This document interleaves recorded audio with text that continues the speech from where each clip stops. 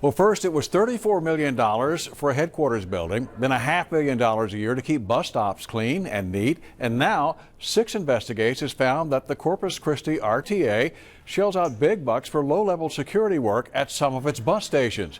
In fact, the taxpayer-funded public bus system paid out more than $500,000 last year. Now, while most of these off-duty officers are just working a few hours a week, a few of them really cashing in. Now, Chief Investigative Reporter Rick Sproul's been working on this story. Rick, you're joining us with all of this right now. How much are we actually talking about in this case? Well, Jen, we found a Nueces County constable who earned almost $70,000 last year working part-time for the RTA.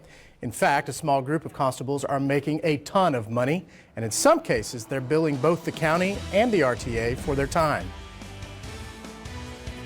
The RTA says using off-duty cops as our security keeps our riders and our community safe and is a good community partnership. It's also a partnership that pays. In fact, the RTA paid almost $580,000 for part-time security work in 2015. And 4 Nueces County constables took home a combined $164,000. In fact, Chief Deputy Constable Stephen Rosas made $66,000 on a part-time security job. Another one made $53,000. That's more than they make as constables. Nueces County Commissioner Mike Pusley wonders what is so bad about riding an RTA bus that requires them to have that much security for running buses. In the meantime, we pulled timesheets and found that sometimes these big earners are clocked in at the RTA while they're clocked in at the county. One constable would clock in for the RTA at 3 p.m., but not clock out of his county job until 3:21. It's known as double dipping, being on the clock for 2 government agencies at the same time. And while it's just a 21-minute overlap, last year it meant thousands of dollars in extra wages. Most of these high-paid off-duty security guards work as constables for Robert Cisneros, the elected constable of Precinct 1.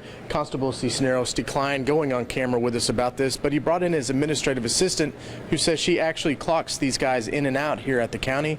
She says the overlap or the double dip is more of an administrative problem than it is intentional.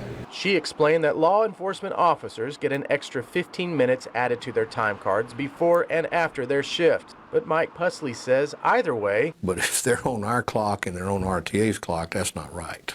I mean, that's double dipping taxpayers, and that's just not right. But our investigation uncovered another issue. The RTA's contract says no officer can work more than 25 hours a week for the RTA without special permission from the RTA's transportation director.